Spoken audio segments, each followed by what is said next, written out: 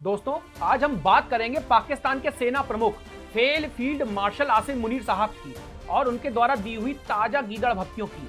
जी हाँ, हमारे पड़ोसी मुल्क के फर्जी परमाणु योद्धा ने अमेरिका की धरती से भारत को परमाणु हमले की धमकी दी है, और वो भी ऐसी की जिसे सुनकर के आपको हंसी आ सकती है और थोड़ा गुस्सा भी आ सकता है।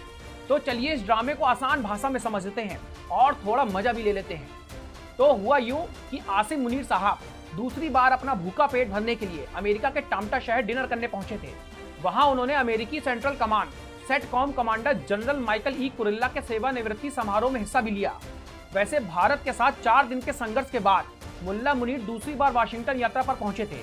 वहां उन्होंने अमेरिका के शीर्ष राजनीतिक और कई सैन्य नेताओं से मुलाकात भी की। इसी चमचमाती हुई डिनर में ब्लैक टाई इवेंट में सलाद और सूप पीते हुए उन्होंने भारत को धमकी दे डाली है।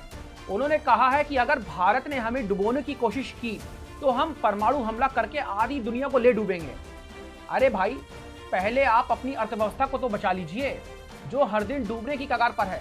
और सुनिए, मुनीर साहब ने तो भारत के बांधों को भी नहीं छोड़ा है। बोला है कि हम भारत द्वारा डैम बनाए जाने का इंतजार कर रहे हैं और भारत जब ऐसा कर लेगा तो फिर हम 10 मिसाइलों से बांधों को उड़ा देंगे। सिंधु नदी भारत की फैमिली प्रॉपर्टी नहीं है और हमारे पास भी मिसाइलों की कमी नहीं है।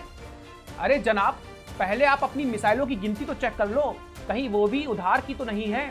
और ये सिंधु नदी को भारतीय परिवार की जागीर बताने का जो डायलॉग है ना, इसे आप अपने अब्बा हुजूरों से जरूर पूछना। दोस्तों, चच्चा मुनीर ने एक दिल छूने वाला डायलॉग भी यहाँ पर दिया है। भारत को धमकी देते हुए वो भूल गए कि वो अपने ही पाकिस्तान की इंटरनेशनल बेइज्जती कर रहे हैं। उन्होंने भारत की तुलना एक चमचमाती हुई मर्सिडीज कार से की है जो हाईवे पर फर्राटा भर रही है, जबकि पाकिस्तान को कबाड़ ढोने वाला एक ट्रक कहा है। फिर उन्होंने कहा है कि सोचिए, अगर इन दोनों गाड़ियों की टक्कर हो जाए तो नुकसान किसका ज्यादा होगा। बस यही बात मुझे सबसे ज्यादा अच्छी लगी है उनके बयान में। इसीलिए हम चाहते हैं कि पाकिस्तान हमारा पड़ोसी बना रहे और ऐसे बयानों से पूरी दुनिया का वो मनोरंजन करता रहे। कुपोषण के शिकार मुनीर साहब को शायद ये याद नहीं आया कि ऑपरेशन सिंदूर में उनकी फौज को भारत ने 4 दिन में ऐसा सबक सिखाया था कि उनके कबाड़ के ट्रक की पूरी हवा निकल गई थी। फिर भी टाम्टा शहर में बैठ करके परमाणु धमकी देना, ये तो वही बात हुई ना कि कुत्ते की दुम कभी सीधी नहीं हो सकती। वैसे पाकिस्तान के मुनीर का ये बयान भारत के विपक्ष को जरूर सुनना चाहिए और मोदी प्रशंसकों को भी सुनना चाहिए। और मोदी प्रशंसकों को तो मुनीर को थैंक यू भी कहना चाहिए। कम से कम इस बयान के लिए तो कहना ही चाहिए। आप भी उनको थैंक यू बोलिएगा इस वीडियो के कमेंट सेक्शन में, क्योंकि उन्होंने भारतीय अर्थव्यवस्था को एक चमचमाती हुई मर्सिडीज कहा है। तो दोस्तों, इन सब बयानों के बीच में मुनीर साहब ने अमेरिका में बैठ करके डोनाल्ड ट्रंप को नोबेल पुरस्कार देने की फिर से वकालत की है। इस नोबेल देने वाले बयान को लेकर के मैं तो उनसे यही कहना चाहूंगा, अरे चच्चा, पहले आप अपने मुल्क में अमन चैन तो ले आओ, फिर आप नोबेल की बात कर लेना। अब तो मुझे लगता है कि वॉशिंगटन वालों को भी इनका परमाणु ड्रामा खूब पसंद आ रहा है। लेकिन दोस्तों, ये धमकियां नई नहीं है।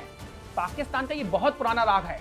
जब भी वो मुश्किल में फंसते हैं तो परमाणु बम का डर जरूर दिखाते हैं। एक कहावत भी है दोस्तों, शेर के सामने भौंकने की हिम्मत अगर ना हो तो दूर से ही चिल्ला लो। तो ये आसिम मुनीर की जो ये धमकियां हैं, जिसे सुनकर के भारत भी खूब मजे ले रहा है। हमारी सेना हमारी ताकत है और हमारा हौसला भी है, और हमारी सेना को हर गीदड़ भपकी का पूरा जवाब देना आता है। और हाँ, मुनीर साहब, अगली बार डिनर में इतना भारी भरकम बयान देने से पहले थोड़ा बहुत हल्का खाना खा लीजिएगा, शायद दिमाग में कुछ हल्कापन आ जाए। तो ये थी आज की खबर, जिसमें हमने देखा कि कैसे पाकिस्तान के सेना प्रमुख ने परमाणु बम की धमकी दी है। आप इस खबर को लेकर के क्या सोचते हैं, हमें कमेंट्स में जरूर बताइएगा। धन्यवाद।